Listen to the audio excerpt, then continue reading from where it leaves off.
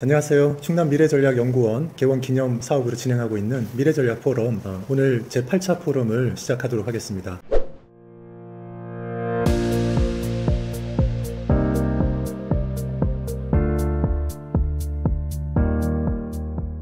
오늘은 환경 녹지 분야에 대해서 다루어보도록 하겠습니다. 크게 큰 두 가지 분야를 다루게 되겠습니다. 먼저 환경 분야에 대해서 먼저 좀 다루고, 그 이후에 후반부에 녹지 분야에 대해서 다루도록 하겠습니다. 첫 번째 질문은 이제 이겁니다. 아산시에서 환경이라고 하면 가장 먼저 떠오르는 이미지, 가장 먼저 떠오르는 것은 어떤 것입니까? 이런 질문에 제가 말씀을 좀 드리겠습니다. 아산시에서 환경이라고 이야기하면 저는 가장 먼저 떠오르는 게 이제 보이시죠? 아산 환경과학공원입니다. 아주 맑은 날에 사진을 찍어서 경관이 아주 멋있습니다. 이런 사진 구하기 어려운데 시청에서 제공하는 사진입니다.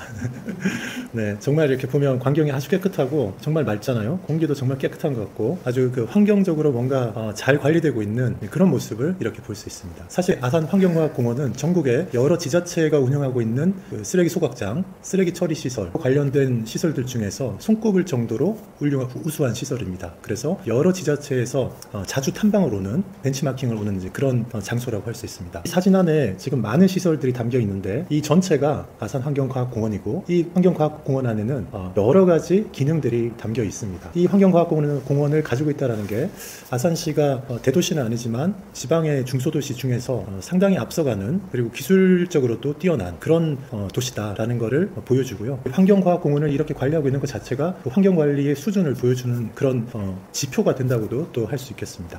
좀 전에 보셨던 아산 환경과학공원을 위성에서 이렇게 보면 이렇게 노란색 점선으로 이렇게 표시가 되어 있는 그 부분에 이렇게 위치하고 있고, 여러 가지 시설들이 들어 있습니다.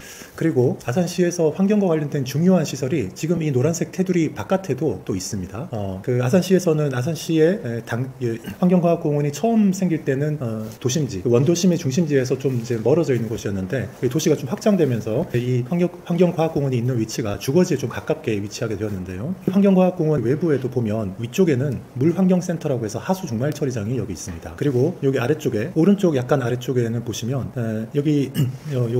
여기쯤에 있는 건물에 재활용 그 센터가 또 있습니다. 네, 이런 식으로 주변이 쓰레기라든지 하수를 처리하고 하는 그런 이제 컴플렉스로 이렇게 자리 잡고 있고, 이런 것들이 몰려 있으면 사실 냄새도 나고 그 환경적으로 주민들한테 안 좋을 수 있는데, 이 아산시에서는 그걸 관리를 굉장히 잘해서 다른 지역에 비해서 현저하게 깨끗한 수준으로 관리를 하고 있는 그런 상태라고 이야기할 수 있겠습니다. 이렇게 이제 노란색 점선으로 되어 있는 면적에 여러 기관들이 들어있는데요. 이렇게 빨간색으로 표시된 게 여러 개 있습니다. 이렇게 보면 아산 환경과학공원 이렇게 하나가 있고, 거기에 아산 환경과학공원의 아산 그린타워라는 것도 있고, 아산 환경과학공원의 생태곤충원이라는 것도 있고, 아산 환경과학공원의 건강문화센터라는 것도 있고, 또 아산 환경과학공원의 기후변화 체험관도 있고, 이 네이버 지도에서 그냥 찍었는데 이렇게 여러 기관이 나옵니다. 그 이름은 안 보이지만 여기 장영실 과학관이라는 것도 있습니다. 이 지금 아산 환경과학공원은 어린아이들, 학생들의 환경 관련된 교육을 하는데도 굉장히 중요한 장소고, 모든 어린이집, 초등학생들은 여기 매년 한 번씩 간다, 이렇게 보면 되겠습니다. 그 시설 하나하나에 대해서 제가 좀 설명을 좀 드리려고 합니다. 아산 환경과학공원에 이제 가면 그 입구에 이렇게 건물들이 서 있고, 아산 환경과학공원 이렇게 간판이 붙어 있습니다. 그리고 공원이다 보니까 공원에 이런 어떤 이제 조각 작품들도 이렇게 전시가 되어 있고요. 이제 아이들한테 굉장히 인기가 많은, 그리고 아이들을 둔 학부모들한테도 인기가 아주 많은 장소여서 이런 것들이 있고, 그리고 이렇게 생태곤충원이라는 게 있습니다. 그 큰 건물 속에 여러 가지 곤충들이 있고요. 그리고 이렇게 동물원에 가야 볼 수 있는 그런 좀 희귀한 그런 동물들도 좀 있고, 그래서 이게 아이들한테 아주 인기 있는 그런 이제 소풍 체험학습 코스라고 할 수 있습니다. 요거 이제 둘러보는데도 시간이 좀 이제 걸리는데요. 이거 말고도 장영실 과학관이 있습니다. 장영실 과학관이 있어서 여기에는 또 그 과학 체험을 할 수 있는 각종 그런 이제 장비들 소개하는 자료들이 있어서 학생들 학습장으로 잘 활용되고 있습니다. 또 하나 이제 빼놓을 수 없는 게 이 그린타워죠. 이 그린타워가 이 아산 환경과학공원의 거기 가운데 굉장히 높이 이렇게 솟아 있습니다. 그린타워 높이가 150m, 아파트 약 50층 높이 된다고 합니다.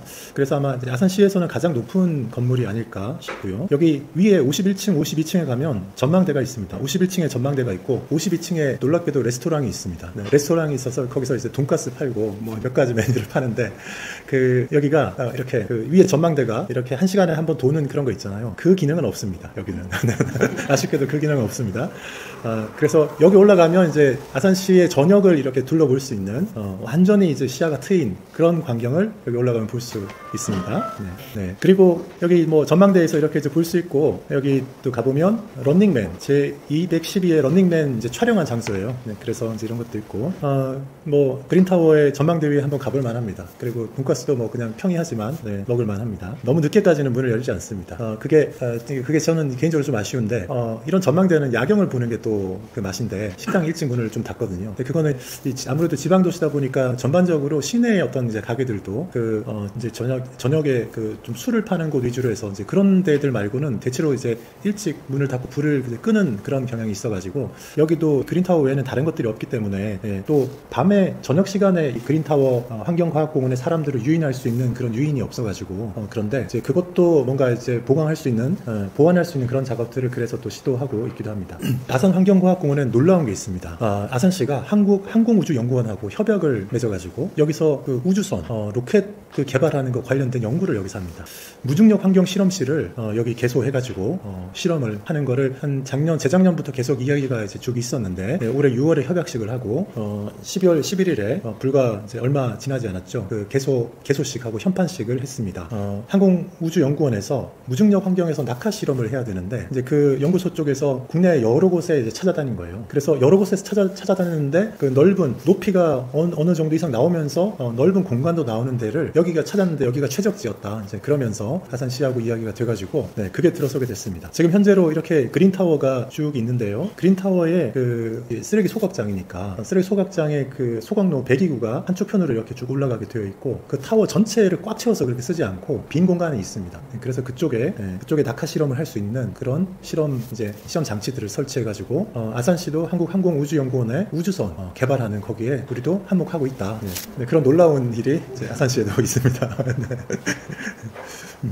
아무래도 이제 지방 도시고 이렇다 보니까, 특히나 이제 아산 환경과학공원 같은 경우에는 그 주변에 무슨 이렇게 상업시설이라든지 이런 것들이 밀집해 있는 그런 곳이 아니기 때문에 주변이 그냥 해 떨어지면 좀 껌껌해지거든요. 그러다 보니까 환경과학공원의 그 이제 높은 그린타워랑 그 공원을 어떻게 좀 더 사람들이 저녁 시간에도 좀 이용하게 할 수 없을까, 그런 생각을 늘 해왔었고, 그래서 야간 경관 그 시설을 갖추어서 저녁에 밤에도 사람들이 찾아올 수 있는 그런 공간을 좀 만들어야 되겠다, 그런 생각들을 이제 시에서 계속 하고 있었고, 이제 그런 생각 가지고 이제 야간 경관 명소화 사업해서 또 이런 일들을 추진해가지고 아마 이제 조만간에 이런 시설이 갖추어지지 않을까 싶습니다. 요즘 이렇게 야간에 빛을 이용해가지고 뭔가 멋지게 만드는 것들, 그런 거가 굉장히 많이 발전했더라고요. 그래서 그 몇 가지 테마를 두고 뭐 예를 들어서 이렇게 오른쪽 위쪽에 보면 마법의 팽이, 주로 이제 좀 아이들 취향에 맞는 그런 것들이긴 합니다. 이런 이제 특이한 그 시설도 만들어서 이제 시선을 끌기도 하고, 왼쪽 아래쪽에 보시면 이거는 마치 그냥 숲인데 정원인데 그 전구를 잔뜩 이렇게 이제 배열해가지고 멋진 풍경을 만들기도 하고, 또 오른쪽 아래쪽에 보시면 이렇게 아이들 놀이터인데 거기에 여러 색깔을 입히고 빛이 조명이 나오도록 해서 밤에 이렇게 와도 이렇게 근사한 어떤 이제 좋은 지역이 여러 개 있도록 해가지고 저녁에 와서도 한번 이렇게 둘러보고 시간을 좀 보낼 수 있는 공간, 그런 공간을 만드는 사업을 이렇게 이제 진행을 이제 하고 있습니다. 이제 이런 것도 또 갖춰지면 기존의 이제 아산 환경과학공원은 뭐 일단 낮 시간에는 뭐 아이들로 인해서 이제 방문하는 경우가 되게 많았고, 또 이제 바로 근처에 또 그 고지원 안에 배미 수영장도 같이 있지 않습니까? 그래서 수영장 이제 뭐 오는 인원도 많고 이제 그러기 때문에 그래서 이제 여기가 상당히 지금까지도 뭐 아산의 이제 중요한 그 어떤 뭐 일종의 관광지죠. 관광지인데 계속해서 그런 인기를 누려갈 수 있지 않을까, 그렇게 생각이 듭니다. 이제 그 다음 질문인데요. 이제 지금 말씀드린 거는 이제 아산 환경과학공원의 굉장히 좋은 점을 말씀을 드렸습니다. 그런데 아산 환경과학공원의 이 그린타워는 쓰레기 소각장이 굴뚝이지 않습니까? 결국 이렇게 따져보면 쓰레기 소각장 관련된 무슨 이제 갈등이나 논란이 혹시 있을 수도 있겠다 싶은데, 아산시는 이제 쓰레기 소각장과 관련된 그런 논란이나 갈등은 없습니까? 라는 게 이제 질문이고요.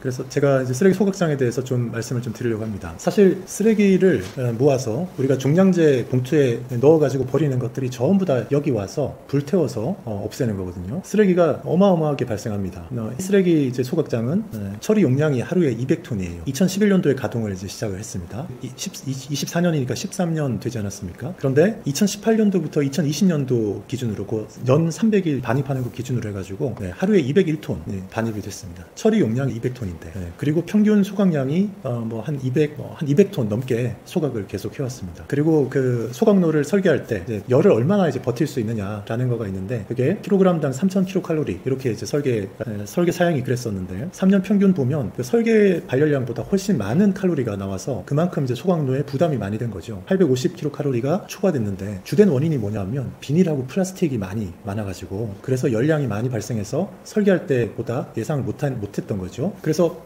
반입 폐기물의 그 발열량 설계 기준으로 용량 대비 과다하게 이제 운영 중이고, 그 기존의 설계 기준 용량은 사실 200톤이긴 한데 실제로 발열량 기준 용량은 155톤 정도까지 하는 게 적절한데 지금 혹사당하고 있는 겁니다, 소각로가. 게다가 지금 이제 아산시가 얼마나 이렇게 빨리 성장하고 있습니까? 인구가 매년 10,000명 이상씩 늘지 않습니까? 그러니 지금 인구가 39만 명 이렇게 넘었다고 하는데 2011년도에 가동을 시작할 때만 해도 인구가 이렇게 많지 않았었습니다. 그때랑 비교하면 지금 10만 명 이상 더 늘었죠. 10만 명 이상 더 늘었으니까 쓰레기는 얼마나 이제 더 늘어나고 있을까? 그리고 지금 이제 2040 도시 기본계획 같은 데 보면 이제 중앙 정부에서 2040 인구로 이렇게 승인해준 인구가 65만인가 그렇거든요. 지금 추세로 계속하면 매년 인구가 1만 명 이상씩 늘 거고, 얼마 전에 도시개발국장님도 브리핑하면서 언론 브리핑하면서 말씀하셨지만 아산시 안에 21개의 도시개발 사업, 아파트 건설하는 사업이 벌어지고 있단 말입니다.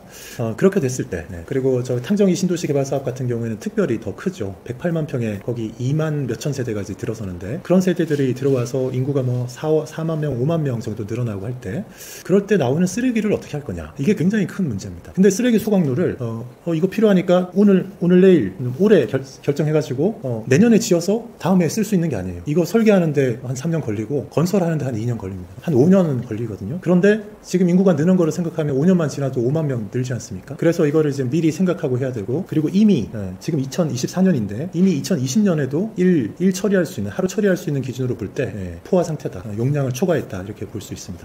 그래서 이제 문제를 해결해야 됩니다. 그래서 지금 기본 설계 뭐 이런 단계에 지금 들어가서 작업을 시작을 한 상태죠. 그런데 소각로는 돈이 굉장히 많이 드는 사업입니다. 근데 문제는 돈이 너무 많이 듭니다. 그래서 이런 배경을 가지고 쓰레기 소각로를 지금 1호기가 있는데 더 증설을 해야 되는 상황이 됐습니다. 그래서 2호기를 어떻게 하려고 계획하고 있냐 하면, 지금 현재 그 쓰레기 소각 시설이 있는 거기 옆에 아산환경과학공원 내부에 그 안에 2호기를 추진합니다. 거의 1,300억 원 들어갈 것으로 예상이 되고요. 하루 처리 용량 2,200톤, 그리고 기존 1호기 용량하고 비슷한 규모로 그렇게 이제 할 거로 계획하고 추진하고 있고, 24년도부터 해서 24년, 25년도에는 설계, 26년 초반까지 이제 설계를 하도록 되어 있고요. 26년도부터 중반부터 공사가 들어가서 26년, 27년, 28년도 말쯤에 이게 준공돼서 그 후로부터 가동할 수 있게 될 거다. 그 전에 1호기의 용량이 200톤인데 이미 포화 상태예요. 그래서 쓰레기 관리를 잘 해야 됩니다. 그래서 쓰레기가 넘쳐나면 어떻게 하냐면 다른 데로 보내서 쓰레기를 처리를 해야 됩니다. 우리처럼 아산시처럼 이렇게 이제 발전하는 도시에서 이제 뭐 누구도 이런 거를 이제 맡아서 하고 싶진 않을 겁니다. 그런데 누군가는 쓰레기를 처리를 잘 해줘야 되거든요. 그래서 이 쓰레기 소각시설 2호기를 잘 준비하는 거, 그게 이제 필요하고, 그 다음에 이제 쓰레기 이제 소각장 증설하는 장소는 여기입니다. 아산환경과학공원 안에 그 내부에 요쪽에 이제 그 1호기가 있습니다. 그 옆에 지금 풋살장으로 되어 있고 공터가 있는 부분이 있는데, 이제 여기에 2호기가 이렇게 연결이 될 거고, 환경 그린타워 여기가 이제 꿀뚝이라고 했잖아요. 그러니까 꿀뚝과 가까이 있어서 이게 이렇게 연결이 되어야 됩니다. 이렇게 소각로가 있어가지고 그 막대한 열이 여기서 발생하죠. 다 태워서 하니까. 그러면 다 태워서 없애버리기만 하느냐, 그 소각로에서 나오는 게 있습니다. 뜨거운 그 열이 있으니까 그걸로 그 물을 데워가지고 거기 이제 증기가 나오거든요. 엄청 뜨거운 고압의 증기가 나오는데, 그 고압의 증기가 나오는 거를 스팀을 어디다 파냐면 요 길 건너편에 여기 이제 공장들이 있습니다. 뭐 국일제지 이런 제지 공장들도 있고, 여기 이제 경보제약이라고 제약회사도 있는데, 국일제지 같은 제지 회사에서는 특별히 스팀을 많이 필요로 해가지고 거기에 열을 판매를 합니다. 관을 이제 묻어가지고. 그리고 경보제약에서도 일부 가져가서 그 난방열이나 이제 이런 걸로 이제 사용하기도 합니다. 그런 수입들이 이렇게 나오는데, 그러면 우리 동네에 쓰레기 소각장이 들어왔는데 우리는 뭐냐? 주민들이 그러지 않겠어요? 이 처리를 아무리 잘해도 보통 때는 안 나다가도 가끔씩은 냄새 나고 그러거든요. 그러면 우리한테 무슨 피해가 있지 않냐? 아무리 그린타워에 배기가스를 정화해내는 그 기술이 아무리 좋다 해도 혹시 그거 고장 나거나 뭐 불량품이 들어가나 했을 때 이렇게 막 새 나오면 어떡하냐, 그럴 우려는 있으니까요. 그래서 주민들한테 특별한 보상을 해줍니다. 여기 인근 지역 아주 가까이 300m 이내에 사는 분들한테는 처음에 이제 1호기를 이제 설치를 할 때도 일시적인 이런 보상들도 있었고, 그 다음에 이제 2호기를 설치할 때 1,300억 가까이 든다고 했지 않습니까? 그런데 그렇게 들어가는 이제 그 시설비의 20%까지를 지역 주민들한테 보상 차원에서 지불하도록 법으로 정해져 있습니다. 그러니까 이제 막대한 금액, 그 시설비만 또 1,300억인데 거기에 20%에 해당하는 돈을 지역 주민들한테 뭔가 줘야 됩니다. 의무적으로. 그리고 이렇게 매년 운영하면서 폐열을 판매한 수입 같은 거를 어느 부분 주민들한테 이렇게 또 배분을 해줘야 됩니다. 그래서 그런 것들을 이제 혐오시설이 자기들 동네에 들어오는 거를 그래도 허용해주는 그 대가로서 그거 하는 거거든요. 그러니까 지역분들이 이거를 허용을 안 해줬으면 지금 39만 아산 시민들이 되게 고생스럽게 자기 집 마당에서 쓰레기 태우고 있어야 될지도 모르는데 그러지 않고 여기 다 모아서 깨끗하게 하는 거거든요. 2호기를 이제 설치하면 이제 처음에 설치할 때 일시불로도 뭔가 이렇게 동네마다 지원해 주는 게 있었어요. 이제 1호기 설치할 때 뱀이 1통하고 실옥 4통 거기가 제일 가까운 지역인데 그 동네에 25억 원을 지원을 해줬고 그 외 지역 조금 더 멀리 있는 24개 마을 7개 단체에 25억 원을 지원해 줬다고 합니다. 2011년도에 처음 운영하기 그 무렵에요. 그런데 2호기가 설치되면 이 주변 영향지역 300m 정도 가까이 있는 주민들에게 연간 지금 한 8억 원 정도 이렇게 나눠주는데 그래서 그 주변 지역 사람들은 1년에 이제 가구마다 돈을 이렇게 받습니다. 네, 그래서 이제 거기 사시는 분들은 막상 살아보니까 이제 뭐 공기가 크게 나쁘진 않아요. 사실 관리 잘하기 때문에 크게 나쁘지 않습니다. 그래서 거기 사시는 분들은 다른 데 이사 안 가고 그냥 집을 계속 유지를 합니다. 왜냐하면 매년 돈이 이제 이런 폐열 수입 이런 게 계속 들어오거든요. 그래서 이제 거기 계속 유지하고 계시고 그런데 2호기가 들어서면 그분들이 받는 게 조금 더 늘어나게 될 거고 그리고 이제 그 300m 이제 그 근거리에 있는 분들 말고 조금 더 넓으면 먼데 있는 분들도 뭔가를 좀 해달라 뭐 이런 거 있어서 이제 그런 것들은 시하고 이렇게 주민들하고 이제 협상이 돼야 되는데 뭐 시로서는 주민들이 이거 꼭 필요한 시설이기 때문에 시민들이 원하는 거를 어느 정도 이제 맞춰줄 수밖에 없고 또 그렇게 해줘야지만 되는 거기 때문에 그렇게 잘 될 것 같고요. 근데 정말 다행히도 우리는 이제 첫 번째 그 소각로를 세웠을 때 선례가 아주 좋아가지고 그래서 주민들도 굉장히 협조적이고 시에서 그 주민들한테 주는 혜택들도 많습니다. 그래서 아까 제가 보여드린 요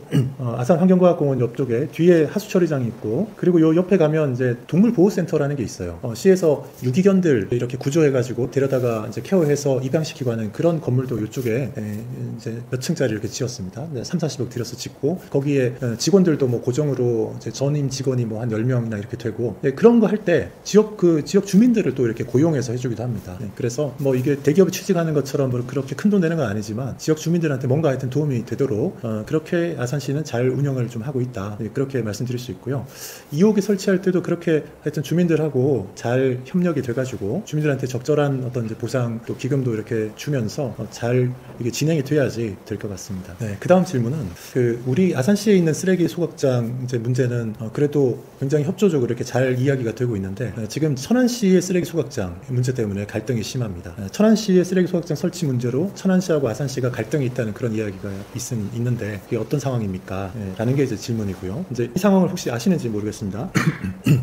천안도 마찬가지로 쓰레기 소각장이 있어야 되지 않겠습니까? 이 천안은 아산보다 일찍 빨리 발전을 했기 때문에 쓰레기 소각로가 지금 1호기, 2호기 두 개가 있습니다. 아산은 2011년에 운영하기 시작했는데 천안은 1호기를 2001년도 아산보다 10년 더 빨리 이제 운영하기 시작했고 2호기를 2015년도에 이렇게 세웠습니다. 그리고 1호기 이제 시설 용량이 하루 320톤, 그리고 2호기는 250톤. 그래서 지금 우리 아산시는 하루 200톤 처리할 수 있는데 천안은 320톤, 250톤이니까 570톤. 우리 아산의 용량에 거의 3배에 육박하는 용량을 가지고 있는데 지금 1호기가 23년 돼가지고 1호기가 수명이 다 돼가서 1호기를 대체할 수 있는 그런 이제 시설을 증설을 해야 됩니다. 그런데 이거를 대체를 할 수 있는 시설을 일종의 3호기를 만들어야 되는데 그 3호기를 1호기, 2호기가 있는 그 옆에 부지에 만들려고 하는데 아산시에서 천안시에서 아마 2001년도 무렵 처음 그 터를 잡을 때 천안이 저렇게 불당동 쪽으로 신불당동 해서 그쪽으로 도시가 많이 확장될 걸로 생각을 혹시 못했던 거 아닌가 싶습니다. 그래서 2001년도 당시는 신불당동도 없고 그리고 저기 백석동 위쪽에 백석동도 많이 개발이 안 되고 해가지고 거기가 상당히 외진 곳이어가지고 아산시의 아산시의 제일 끝이 산동리인데 그 천안하고 아산 경계 거기에 천안에서 제일 먼 곳 그 아산의 경계에 제일 가까운 천안 땅에 거기다가 첫 소각로를 거기 세웠어요. 문제는 그렇게 세워놓고 나서 지금 한 20년 지나고 나니까 도시개발을 그쪽으로 해가지고 제일 비싼 아파트가 신불당도 그쪽에 가까운 데 몰리게 됐습니다. 이게 난리죠 사실. 뭐 어떻게 보면 요즘 기술이 좋아서 여기 소각로에서 나오는 그 공기가 깨끗하니까 괜찮다 이렇게 뭐 우길 수도 있겠지만 또 찝찝한 면이 또 없는 건 아니지 않습니까? 그러니까 쓰레기 소각로를 저쪽에 천안으로 봤을 때는 좀 인구가 없는 저기 목천 쪽이나 동쪽으로 이렇게 보냈으면 그러면 이제 지금 이런 고민 안 하는데 그 천안시가 쓰레기 소각장을 산동리 경계에 거기 바로 붙여서 갖다 놓는 바람에 양쪽 다 이제 문제가 되게 됐어요. 우리도 아산시도 탕정이 신도시 개발하면 산동 사거리 거기까지 딱 신도시 딱 들어서는데 그 산동 사거리에서부터 요 소각장까지 거리가 1km가 안 됩니다. 가깝습니다. 그러니 그 문제가 생겼죠. 네. 그래서 지금 요 거리를 좀 보시면 천안시 환경에너지사업소 이렇게 하면 이렇게 위치에 이렇게 딱 뜨는데 1호기, 2호기 시설이 여기 지금 제가 주황색으로 표시해 놓은 거 요 바로 위쪽에 여기에 이제 있습니다. 그리고 지금 천안에서 증설하려고 하는 그 위치가 주황색으로 표시해 놓은 여기입니다. 주황색으로 표시해 놓은 여기고요. 제가 이렇게 좀 동그랗게 반원을 점선으로 그래서 500m라고 이제 해놓은데 500m라고 해놓은 요쪽 요 왼쪽 땅은 아산 땅입니다. 그래서 왼쪽 편에 여기 아래쪽에는 아파트가 한 1,300-400세대 되는 아파트가 있습니다. 여기가 그리고 이쪽에 또 몇백 세대 되는 아파트가 있습니다. 그래서 500m를 이렇게 딱 그으면 천안에는 주거시설은 여기 하나도 없습니다. 여기 뭐 산업단지여가지고 공단만 있고 이렇게 했을 때 여기 3일 원앙 아파트인가 여기 1000세대 넘는 아파트의 가운데쯤까지가 500m 정도가 되고 또 옆에 또 여기 아파트가 하나 있는데 거기도 가운데쯤 500m쯤 됩니다. 그래서 이렇게 하고 그리고 여기 자연불악이 있습니다. 자연불악의 그 세대가 여기 이쪽에 500m 안에 포함이 됩니다. 그런데 천안에는 500m 안에 민가가 없어요. 그러면 이게 우리 기준으로 하면 이게 이제 두 시가 이렇게 경계쯤에 있는 게 아니고 그냥 아산시 안에 이런 경우가 있다 이러면 500m쯤 해가지고 요 가구들한테만 보상을 줘야 됩니다. 근데 천안에서 어떻게 했냐면 이제 어떻게 보면 꼼수죠, 꼼수. 자기들의 민가가 없어 500m 안에는. 그러니까 사실 이거 저기 보통 보상 줄 때 제일 기본적으로는 300m 안에 지역 주민들만 주변 그 영향 그 주민이라고 해서 보상을 줘요. 그리고 혹시 조금 하면 한 500m 이렇게 해주는데 대부분 300m거든요. 근데 이렇게 500m 그으면 천안은 자기들 들어가는 저기가 없으니까 어떻게 했냐면 그냥 임의로 이렇게 1000m까지 해가지고 1000m까지 하면 여기 백석동이 아파트 일부가 들어갑니다. 우리 사람들까지 넣어야 되겠다. 그래서 여기까지 이렇게 했었는데 1호기 이제 기존에 새로 증설하려고 하는 거가 있기 전에는 신불당동이 입주를 안 했기 때문에 여기는 사람이 없었어요. 그래서 이쪽 백석동 아파트만 고려해가지고 여기를 잔뜩 넣었어요. 근데 이번에 고려하면서는 1000m 하는데 백석동에 이쪽 아파트도 들어가는데 신불당동 아파트가 들어왔어요. 그래서 1000m 또는 이제 1200m까지 이렇게 그어가지고 1200m 안에 있는 사람들한테 보상을 해주자. 그렇게 하면 숫자상으로 이 천안 사람들이 훨씬 많아지잖아요. 500m만 하면 천안 사람이 하나도 없는데. 그리고 그 기존에 이거 보상하는 방식이 기금을 주고 할 때 그 방식이 500m 안에만 들어오면 100m 가까이 있는 사람이든 500m 가까이 있는 사람이든 그 차이를 두지 않고 그냥 500m 안에 들어와 있으면 그냥 n분의 1로 주는 걸로 돼 있었어요. 그러니 천안에서 어떻게 했냐면 500m 안이랑 뭐 1200m 자기들이 임의로 1200m 이렇게 긋고 1200m 안에 들어있는 모든 사람들한테 n분의 1로 보상해주자. 이렇게 한 거예요. 이렇게 하니까 이 우리 아산시 지역의 산동리 주민들이 받을 수 있는 게 처음에 시설을 설치할 때도 시설비가 만약에 1300억 들어가면 20%를 주민들한테 줘야 된다 했잖아요. 그리고 매년 이렇게 폐열을 판매하는 수입에서 나오는 것도 일부 분할해서 줘야 되는데 500m 안에만 기준으로 하면 사실 여기 산동리 사람들이 그냥 다 받아야 되는 거예요. 근데 그거 안 해주려고 이거를 1200m까지 늘려가지고 천안 사람들 숫자를 더 늘렸어. 그러면 최소한 거리에 이렇게 따라서 가중치라도 도서하자. 그러니까 천안은 이것도 싫다는 거예요. 그냥 1200m 꺼가지고 그냥 n분의 1로 하자. 그러니까 그 논란이 있어가지고 아산시로서는 도저히 이거는 수용할 수가 없는 거다. 아산시에서는 천안에다가 최소한 그렇게 당신들이 뭐 1000m 뭐 1200m 하더라도 가중치라도 좀 둬라. 그러면 그렇게 해서 지금 500m 이내인 저기 세대수가 아산시는 1342세대, 천안은 없습니다. 그리고 1000m 500m 초과하고 1000m 이내인 세대가 아산시는 600세대, 천안은 2484세대. 1000m 초과하고 1500m 넘는 세대가 2835세대. 천안은 이 1500m까지 다 넣어서 하자는 거예요. 근데 이렇게 했을 때 500m, 1000m, 1500m에 가중치를 321이라도 두자. 이게 이제 아산시의 입장인데 321로 둬서 이제 그 피해 영향을 이렇게 했을 때 피해 영향 비중이 40%대 60% 정도 되더라. 그래서 우리가 최소한 양보하는 거는 40%의 어떤 배분은 아산시에 돌아가게 해주라. 그리고 거기 커미티 같은 거 위원회 구성할 때도 아산 시민이 40%는 들어가게 해주라. 이거를 계속 요구한 거예요. 근데 천안시는 계속 어떻게 보면 이제 전례 없는 전국에 어디도 피해 영향 그 주민 지역을 1000m, 1500m 이렇게 하는 데가 없어요. 그런데 아주 예외적으로 와서 이렇게 하는 거예요. 근데 사실은 거리별 가중치를 3대 2대 1로 두는 것도 이것도 너무 약한 거예요. 왜냐하면 어떤 입자라는 거는 이 직선으로만 왔다 갔다 할 수 있는 1차원이잖아요. 그러니까 평면으로 퍼져 나갈 수만 있고 위로는 못 가면 2차원이잖아요. 그런데 입자라는 거는 3차원이잖아요. 3차원. 위로도 가니까 공간을 퍼져 나가는 거기 때문에 바람이 불지 않는 상태면 그 꿀뚝으로 나온 그 입자들이 브라운 운동, 공기 중에서 대기 중에서 브라운 운동을 통해서 이렇게 확산이 될 텐데 그러면 그거는 그냥 뭐 측정을 정확하게 해보지는 우리가 않았지만 측정하는 것 자체가 어려워요. 어려워요. 그런데 간단한 이제 단순한 물리적인 뭐 그런 이제 어떤 지식 가지고 있어도 이렇게 공간으로 확산되어 가는 거니까 밀도라는 거는 거리의 제곱도 아니고 거리의 세제곱에 반비례해서 이게 뭐냐 밀도가 작아지는 거잖아요. 그러면은 이제 저는 그렇게 생각하는 거예요. 이거는 최소한 거리에 따라서 세제곱에 반비례해야 된다. 그래서 제일 가까운 데는 가중치를 9로 줘야 되고 그리고 중간에는 4로 줘야 되고 먼 데는 1로 줘서 하자. 그렇게 계산하면 이제 가중치를 3대 2대 1로 주는 거에 비해서 9대 4대 1로 주면 53대 46으로 돼요. 천안시가 그렇게 사람을 많이 넓혀가지고 넣어도. 그러니까 저는 이제 이렇게 주장해야 된다. 저는 이렇게 사실 생각하거든요. 그러니까 천안이 너무 무리하게 자기들이 하려고 이렇게 한 거예요. 그러니까 천안시가 이게 자꾸 문제가 되니까 이제 해결이 안 나오니까 아산시가 동의를 안 하면 천안시가 소각시설을 설치를 못 합니다. 이게 합의가 돼야 돼요. 그러니까 뭐 중앙분쟁처리위원회 이런 데 가서 뭐 조정하라고도 하고 했었는데 아산시에서 요구한 거는 상생지원금 40억 원 내고 주민지원협의체 구성할 때 아산시 시민을 40%를 위촉해라. 현재는 이제 13명 중 4명이라서 31%라고 합니다. 그리고 주민지원기금 배분 비율을 40% 이렇게 지불해라. 지금은 26%밖에 안 줘요. 그러니 이거는 정말 불합리하잖아요. 근데 천안시도 완강하게 이제 버티고 하니까 중앙분쟁 조정하는 위원회에서는 30억 원으로 중간에 그냥 해가지고 하라는데 뭐 아무 논리도 없어요. 그냥 30억 해라 이렇게 턱 온 거예요. 그거 도저히 우리는 수긍할 수 없다. 정말 이거 못하겠으면 소각로 다른 데로 보내라. 그러니까 천안에서 여기랑 이제 목천 쪽이랑 두 개를 같이 검토를 했었어요. 그런데 천안 입장에서는 여기 세우면 좋은 게 옆에 산업단지가 있어서 폐열을 팔 수가 있어요. 여기 하면. 그러니까 이제 자꾸 이게 결론이 안 나니까 도에서도 중지안을 내서 33억 원 상생지원금 내고 뭐 다른 거는 현행 그대로 유지하도록 해라. 그러니까 도에서는 이거를 아산 시민 입장에서 해결해 줄 의지가 없는 거예요.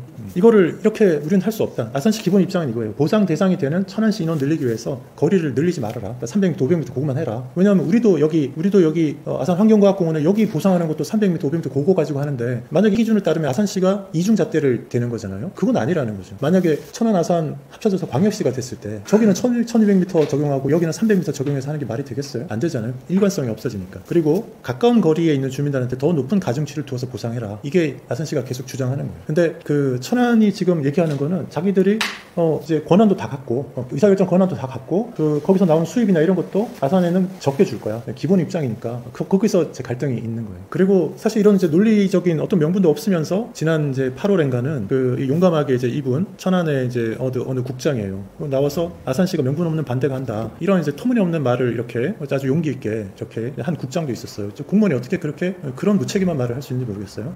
네, 이게 지금 아산시하고 천안시하고의 이제 큰 갈등 문제예요. 근데 말이 안 되는 거를 이렇게 해놓고서는 그냥 해달라고 그냥 웃기는 거예요. 어떻게 이렇게 해서 이게 무슨 시민의식이 있다고 할 수가 없어요. 이거는 이렇게는 할 수가 없고 합리적인 방향을 찾아야죠. 요거를 해결하는 게 이제 중요한 이제 문제입니다. 네, 이제 그다음 질문으로 갈게요. 이제 경제가 발전하고 생활 수준이 높아지면서 쓰레기 처리는 더 중요해지는 것 같습니다. 그런데 혹시 쓰레기 소각장 외에 또 쓰레기와 관련된 중요한 일이 혹시 있을까요? 쓰레기 소각장 말고도 사실 쓰레기 처리 관련된 거 많습니다. 그런데 그 중에 누군가는 해야 되는데 뭐 이거를 누가 안 하기 때문에 시가 나서서 하는 건데요. 그 중에 한 가지 또 말씀드리면 쓰레기 소각장에 가서 그 쓰레기를 태우면요 다 타서 기체로 날아가는 게 아니고 남습니다. 재와 뭐가 남아요. 진짜 그거는 정말 처치곤란한데 그건 어떻게 하냐. 종량제 쓰레기 봉투에 넣어서 버리지 못하는 불에 타지 않는 그런 것들이 있어요. 유리, 도자기 뭐 이거 어떻게 하겠습니까?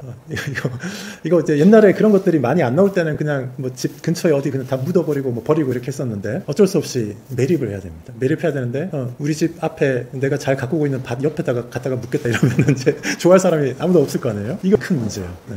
그러니까 이거를 처리해야 되는 필요가 예전부터 있었기 때문에 예전에도 쓰레기를 매립했던 시설이 있는 거죠. 이미 선례가 있기 때문에 조금 편한데 그러면 그 매립 시설 옆에 좀 확장해서 이제 하는 방식으로 하죠. 지금 우리는 아산시는 여기 모종동 옆에 그 신동 배방 가는 쪽에 그쪽 신동에 매립 시설이 있습니다.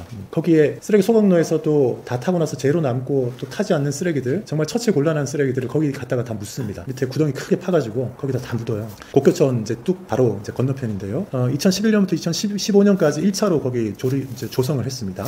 그리고 그것도 이렇게 이제 크게 파서 이거 매립을 하는데 매년 갖다 쌓으면 언젠간 찰 거 아니에요. 2년 전에 2년 남았다 그랬습니다. 2년 전에 1년 남았다 그랬어요. 그래서 이 사업비를 들여서 그것도 이제 조성해야 됩니다. 그 하는 공간을. 그 위치가 어디냐 하면 여기 노란색으로 되어 있는데 여기가 아마 온양천이 이렇게 흘러가는데 여기 온양천이랑 곡교천 합수구가 되겠습니다. 여기 넓게 이렇게 이제 있는데 여기 보면 이제 무슨 야구장도 있어요. 한마음 야구장 있고 또 시민 무슨 체육센터 야구센터 있고 한데요. 한마음 야구장 있고 한 거기 또 쓰레기 매립지였어요. 네, 쓰레기 파내고 거기 또 이렇게 복개해가지고 저기 메워가지고 뭐 만들고 뭐 이런 데거든요. 요 주변은 지금 파면 쓰레기가 나옵니다. 그 모종 여기 샛별지구 여기 그 도시개발 사업 하는데도 들어갔는데 쓰레기가 나와가지고 그거 파내느라고 시간 물어주고 이런 일들이 막 있었어요. 옛날에 기록이 정확하게 안 남아있다 보니까 그런데 하여튼 여기가 그 쓰레기 매립지입니다. 지금 여기 온양천이 이렇게 흘러가는데 이 21번 국도의 위쪽 편으로 이렇게 해서 온양천 왼쪽 편 곡교천 쪽으로 여기 넓은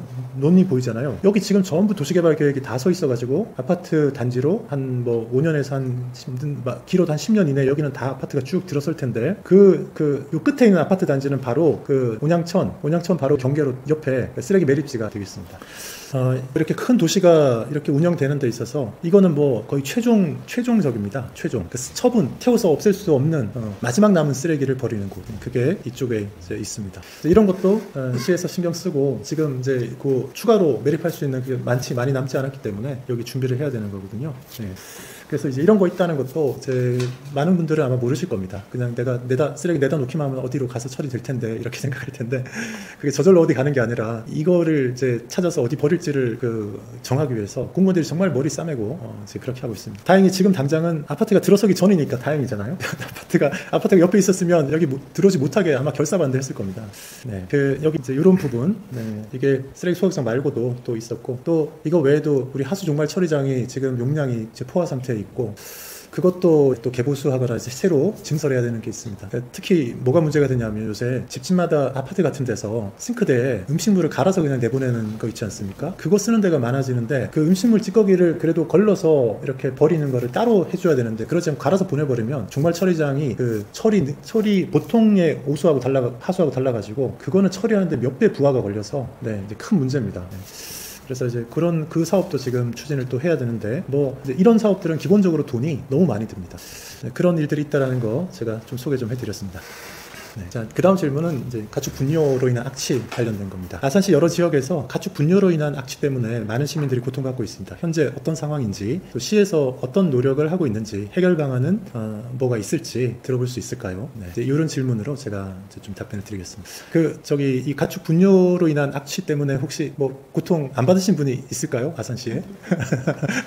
아마 없을 것 같습니다. 네.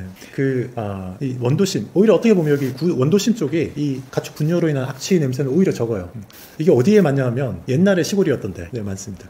저 지금 배방탕정이 지금 잘 나가지만 옛날에 시골이었잖아요. 가축 축사들이 옛날에 시골에 도시가 개발되기 전에 먼저 자리 잡고 있었던 데들이 있어요. 그러니까 주변에 아파트 단지가 들어와도 그 축사에 대고 냄새 너무 난다라고 컴플레인을 할 수는 있는데 너네 나가라 이렇게 할 수는 없는 거예요. 나가라고까지는 할 수 없습니다. 그래서 이게 지금 정말 심각한 문제입니다.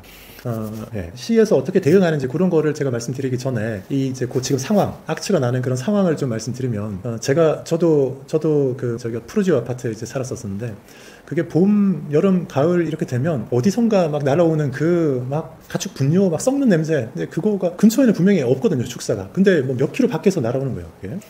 그런데 그거를 훨씬 더 가까이에서 그 냄새 맡는 분들이 있습니다. 그 배방 탕정 신도시 쪽에 사는 분들은 훨씬 가까이에서 이제 그 냄새를 맡아요. 장난 아닙니다. 그러니까 우리 아산시에서 제일 그 아파트가 제일 비싼 데가 풍기역 앞에 있는 한들 물빛도시 그 주변 아파트들이 제일 비싼데 거기도 저 남쪽에서 날아오는 그 악취에 내내 시달립니다. 신도시들 중에 이런 신도시가 있을까 모르겠습니다. 정말 대단해요. 특히 축사들이 어디에 밀집되어 있냐면 천안하고 아산 경계에 천안의 풍세면 쪽에 축사들이 잔뜩 수십 개가 있습니다. 아산 쪽에도 몇 개 있습니다. 그런데 바람이 이제 이렇게 북풍으로 이렇게 불면 거기 축사의 냄새가 그냥 배방 탕정 쪽을 수키로 떨어져 있는데 확 오는 거예요. 제일 가까운 데가 좀 생긴 지 좀 오래됐지만 그 배방에서 좀 큰 단지 배방 자이 1차 아파트 거기가 제일 먼저 맞는데요. 그리고 이제 배방에 거기 뭐 세교리 쪽에 뭐 옛날 신라 아파트나 뭐 요즘 이제 최근에 LH 아파트 들어선데 이런 데들이 제일 가까이서 맞고 그리고 길 건너서 한들 물빛도시랑 뭐 연화마을, 용현마을 이런 데 확 세고 지나가죠. 정말 끝내줍니다. 정말 끝내줘요. 견디기 어려운 그런 냄새입니다. 거기가 하나의 진원지고 또 하나 다행히 우리 주민들이 많이 거주하지 않아서 그나마 좀 다행인데 우리 저 도고 쪽에 거기 예산하고 경계가 있는데 예산의 그 경계인 그쪽 땅에 그 예산의 경계 끝에 거기 축사를 예산에서 그쪽에 몰아놨어요. 그래서 거기서 도고 쪽으로 이렇게 악취가 날아오는 게 있습니다. 그리고 그 풍세면 그쪽처럼 많이 밀집해 있지는 않지만 신창에도 그런 축사, 뭐 개사 이런 것들이 있어가지고 거기 주민들도 난리예요. 난립니다. 간담할 때마다 그거 어떻게 해결 못하냐고 난리고. 그리고 이제 은봉면에 이제 포스코 아파트라고 있는데 포스코 아파트에서 한 1km쯤 떨어진 그 앞쪽에 물론 아파트보다 먼저 그 돈사가 있었어요. 거기도 그 돈사인데 아마 이제 돼지를 한 7,000마리 뭐 이렇게 키우는 엄청나게 큰 농장이 있습니다. 거기도 매일같이 전쟁이에요. 매일같이. 그 냄새가 심할 때는 집안에 문 열어놓고 냄새가 들어오면 옷에 냄새가 배가지고 빨래 널어놨을 때 냄새가 배서 세탁을 다시 해야 됩니다. 그렇게 심각한 상태로 계속해서 고통받고 있고, 그래서 시의 시민들이 요구하는 정말 강력한 민원인데 문제는 이거를 해결할 수 있는 실효성 있는 방안이 현실적으로 없습니다. 그냥 농장주의 선의와 농장주가 가진 자산을 여유가 있어가지고 농장주가 투자를 많이 해서 깨끗한 축사를 만드는 거 말고는 사실상 실효적인 방법이 없어요. 그게 정말 큰 문제입니다. 이거 해결하기 위해서 정말 부지기수로 이제 애를 쓰고 해봤는데 이게 정말 어려운 문제예요.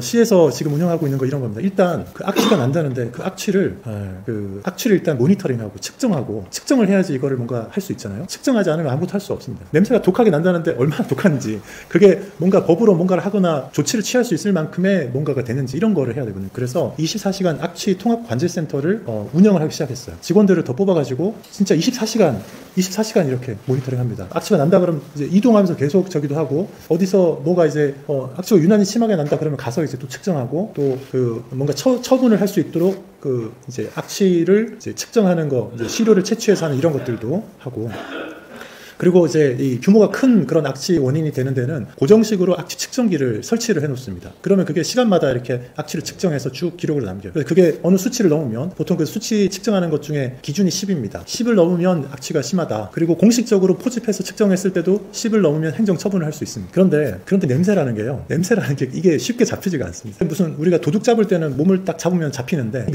냄새가 누가 심하게 난다라고 해서 그러면은 그 심하게 나는 그 순간에도 냄새를 탁 잡으면 잡히냐? 이게 잡히는 게 아니에요. 잡히는 게 아니에요. 그러니까 측정기에는 측정이 돼서 뭐 이렇게 저기 뭐 숫자가 5, 10, 40 뭐 악취가 심해서 100도 뜨는데 측정기에 그 떴어. 저는 처음에는 측정기에 그게 딱 측정해서 수치가 10을 넘어서 30 찍히면은 이 데이터 가지고 단속을 할 수 있는지 알았는데, 이거는 법적인 효력이 없어요. 자동 측정기 이거는. 그래서 10을 넘는 무슨 악취가 그렇게 난다 이러면 그 직원이 이런 공기를 넣을 수 있는 망이죠. 큰 봉투를 가지고 가서 그 공기를 담아야 돼. 그리고 그 공기를 담아서 어딘가에 있는 그 이제 테스트하는 기관에 이 봉투를 보내가지고 거기서 검사를 하는 거예요. 근데 내가 냄새를 확 나는 걸 맡았는데, 당장도 아니고 뭐 한 30분쯤 뒤에 출동해가지고 그 다음에 주인의 동의도 얻어야 돼. 측정하는 거예요. 동의를 안 얻으면 법적인 효력이 없어요. 주인의 동의를 얻어가지고 봉투에 넣었어. 냄새 맡았던 독한 공기가 가만히 있겠어요, 그게? 그 독한 공기를 그 순간에 탁 넣어가지고 할 수가 없는 거예요. 이게 너무 어려운 거예요. 그래서 정말 그게 만연해서 막 여기저기 계속 냄새가 독한 상황이면 공기를 넣어서 하면 10을 간신히 넘을 수 있는데, 자동 측정기로는 막 10을 넘어서 30, 50이 나와도 이게 포집 봉투에 넣어가지고 하면 안 되는 거예요. 그러니까 직원들이 얼마나 이렇게 진 빠지고 힘이 들겠어요. 그러니까 도대체 이게 왜일까 해서 심지어는 이렇게 했어요. 고정식 악취 측정기를 하는데, 이게 혹시 이 공기가 그 축사에서 나오는 공기가 혹시 뭐 열기가 있어 조금 따뜻해서 위로 올라가는 거 아니냐. 그래서 이렇게 타고 가서 아파트에서는 냄새가 독하게 느껴지는데 측정하는 사람이 그냥 밑에 다닐 때는 별로 냄새가 안 나. 혹시 그런 거 아니냐 해서 심지어는 이렇게 됐어요. 저기 이제 포스코 은봉에 거기 그 농장 돈사 앞에 거기는 측정기를 2m 높이에 하나 달고 5m 높이에 하나 달았어요. 그랬더니 아니나 다를까 2m 높이, 사람 여기 높이에 있는 거는 10을 넘는 경우가 거의 없어. 근데 5m 높이에 달아놓은 거는 10을 안 넘는 날이 거의 없어. 근데 문제는 여기서 또 생겨요. 5m 높이의 공기를 사람이 어떻게 그 봉투에 담아요? 그러니 출동해서 담을 때는 사람을 요 높이에서 담는 거야. 이게 쉬운 일이 아니에요. 그래서 그렇게 막 정말 뭐 10번, 20번 하다 보면 그래도 한 번 걸릴 때가 있어. 진짜 심해가지고. 그러면 행정 처분을 하는데, 조업 정지도 사실은 할 수 있는데, 이게 무슨 조립 제품 어셈블리 공장 같으면 라인도 세울 수 있는데, 이 살아있는 생물이잖아요. 조업 정지를 시키면 돼지가 죽을 수 있어. 그래서 이거 못해. 조업 중단을 못해. 조업 중단에 상응하는 과태료를 뭐 얼마 물리는데 돈이 얼마인데. 그리고 심지어 그 과태료마저도 저기 이 주인이 안 내고 과태료 이거 처분이 부당하다고 행정 소송을 또 걸어요. 그래서 걸려있는 소송이 몇 건이야. 직원들이 이게 뭐예요? 직원들이 악취 저기 좀 어떻게 좀 해보려고 하는데 솜방망이 법이 허용을 안 하니까 솜방망이 쳐버리니까 그거 해놓으면 행정소송, 행정심판 들어와서 그거 해야 되지. 가서 냄새 난다고 갔는데 잡히진 않지. 그러니까 이게 이제 제가 한 몇 년 있으면서 악취를 진짜 그렇게 단속을 해서 한다는 거는 정말 어려운 일이구나. 측정하는 거 어렵고 과태료 처분할 수 있게 법적으로 이렇게 인정받을 수 있는 증거를 만들어 찾기가 너무 어렵고 근거를 가지고서 과태료 처분해도 솜방망이야. 솜방망이. 이거는 법을 더 강화해야 되는 부분이 있어요. 그리고 이거 개선하려면 돈이 굉장히 많이 필요합니다. 사실 돼지가 7,000마리 있어도 그 사람도 이렇게 아파트 3,000세대, 4,000세대 아파트에 사는 사람도 뭐 7, 8천 명 살잖아요. 그런데도 사람들 사는 아파트에는 분유 냄새가 안 나잖아요. 축사도 마찬가지예요. 그거는 깨끗하게 그 화장실을 깨끗하게 처리해 주면 되는 건데 돈을 들여서 깨끗하게 처리를 안 하니까 냄새 나는 거거든요. 근데 그거 하려면 돈이 많이 들죠. 그래서 그래도 이제 제가 볼 때는 이 법을 바꿔야 되는 거니까 국회의원들이 더 적극적으로 나서야 돼요. 그냥 시에서 공무원들은 그냥 할 수가 없어요. 법이 세야지 이게 가능하고. 그리고 이제 어느 정도 국가의 지원도 또 해줘야 되는데 그런 이제 뭐 돼지 돈사 같은 경우에는 냄새가 안 나는 이제 그런 돈사들 좀 이제 그런 돈사들도 있어요. 시설 투자를 많이 해야 돼 대신. 이제 그거를 좀 지원을 해주되 그 농장주들이 사실은 더 저기 해야 되겠어요. 그래서 제가 뭐 얘기 나온 김에 막 그런 말씀 드렸는데 그래도 시에서 할 수 있는 최선의 길은 하여튼 24시간 악취 통합 관제센터 계속 운영하면서 냄새 난다 그러면 그래도 가가지고 농장주한테 뭐라도 얘기하고 이러면 뭐라도 좀 해요. 탈취제도 뿌리고 이러는데 탈취제를 뿌리면 그 기존의 냄새랑 탈취제 냄새랑 섞여서 나잖아요. 그런 경우에는 그거 포집해도 소용이 없어요. 네. 그거는 또 인정이 안 돼. 제가 천안 풍세면 쪽에 가서 지도에다가 대고 농장 이렇게 검색했더니 빨간 개가 수십 개가 떴습니다. 여기는 그냥 무슨 과수 농장이나 이런 것들, 딸기 농장 이런 것들도 있는데 이 중에는 그 이제 돼지 농장이나 뭐 이런 것들도 많아요. 여기가 배방에 이제 배방자의 1차 아파트거든요. 그리고 여기가 이제 호소대입니다. 천안의 입장에서는 제일 외곽에 갖다 놓은 거예요, 농장들을. 소각장도 제일 외곽에 갖다 놓고 하필이면 아산 경계에다가. 네. 이게 문제가 돼서 천안 아산 경계 지역 악취 실태 조사 이거 이제 아산도 하고 천안에서도 좀 해가지고 같이 공동 대응을 좀 하자 해서 천안도 이제 용역을 12월 연말까지 아마 하고 있는 걸로 제가 알고 있고요. 그래서 그 용역 결과를 보고서 같이 천안 아산 같이 공동으로 뭔가를 좀 해야 되는 천안 쪽에서 날라오는 거에 대해서 아산시가 무슨 단속 권한이 없어요. 속수무책. 그렇게 훨씬 이제 아산 쪽으로 천안 쪽에서 날아오는 게 훨씬 많기 때문에 그 피해가 아산 쪽에 굉장히 훨씬 크다. 이 풍세면 쪽에서 날아오는 게 대부분 이제 여기 우리 아산 쪽에 세귤이나 이쪽에도 농장이 몇 개 있긴 하지만은 다수가 이제 그 천안 쪽에 있고 그래서 그게 배방과 탕정의 그 냄새, 그 고통스럽게 하는 원인이거든요. 우리 아산시에 소재한 농장 때문에 천안의 악취로 고통받는 것도 한 군데 있어요. 한 군데 있습니다. 그런 것도, 우리는 모르죠. 왜냐하면 이쪽으로 냄새가 잘 안 오니까. 네, 그런 것들도 같이 이거 해야 되는데, 이런 문제는 이렇게 천안, 아산, 경계가 지방자치단체가 딱 이렇게 갈라져 있을 때는 이 문제가 정말 힘든 것 같아요. 요 건에 대해서 하여튼 뭔가 좀 내년에는 뭔가 좀 좋은 방안이 좀 나올 수 있으면 좋겠습니다. 예, 그러기를 희망하는데, 이게 현실 문제가 있기 때문에, 돈 문제가 있기 때문에 이게 쉽지 않습니다. 이거 해결하려면 돈이 들어가야 되고 어디론가 이전하려고 해도 큰 돈이 들어가고 그래서 그러니까 현실적으로 실효적으로 이거를 해결할 수 있는 제일 좋은 방안은 이 축사를 없애는 거잖아요. 다른 데로 멀리 이전하게 하거나 아니면 그냥 이제 폐업하게 하거나 이제 하는 건데 이제 지금 대표적으로 우리 은복면의 돈사 포스코 아파트 있는 쪽에 그쪽 돈사는 이거 처리를 이제 어떻게 해결하려고 이제 계속 지금 해왔었냐면 그 돈사가 있는 그 지역에 이제 산업단지가 들어오게 해서 산업단지가 들어오면서 이제 그 돈사가 이제 나가도록 산업단지를 하면서 이제 보상을 받고 나가도록 해서 이제 해결하려고 하는 이제 그런 정도가 현실적으로 좀 가능한 완전한 해결 방법이다. 근데 그런 식으로 또 다른 데도 다 할 수는 없지 않습니까? 네. 정말 어려운 일이다. 그게 이게 도농복합도시에 사는 우리가 잘 나가긴 하지만은 도농복합도시에 사는 시민들의 네, 괴로움인 것 같습니다. 충남 미래전략연구원 개원 기념 사업으로 이제 총 8회에 걸쳐서 미래전략 포럼을 이렇게 했습니다. 오늘 마지막 8번째 포럼이었는데 함께해 주신 여러분께 감사드립니다. 오늘 포럼을 마지막으로 총 8회에 걸쳐서 충남 미래전략연구원 개원 기념 사업으로 진행했던 미래전략 포럼을 마무리하겠습니다. 이 포럼 자료가 아산시 발전을 위해서 잘 활용되었으면 하는 바람입니다. 함께해 주셔서 너무 감사합니다.